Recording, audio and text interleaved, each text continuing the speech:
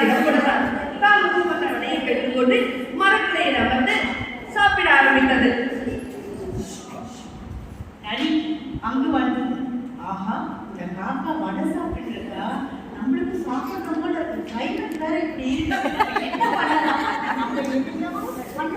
இந்த காக்கா இடமிருந்து நம்ம வடையை வாங்கணும் அப்படின்னு சொல்லிட்டு என்ன பண்ணலாம்?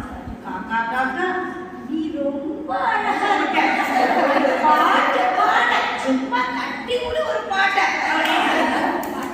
அப்படியான கொஞ்சம் பொறுங்க அப்படி என்று காகம் அந்த வடையை குட்டி காலில் வைத்துக் கொண்டு பாட ஆரம்பித்தது. என்னையா ஏமாற்றுகிறார்? காக்கா, நீ ரொம்ப அழகா இருக்க, நடன பாடு, ராரா அப்படியான கொஞ்சம் பொறுங்க அப்படி என்றுக்காக வடையை குட்டி வாயை வைத்துக் கொண்டு என்று நடனமாக வருகிறது. சரி,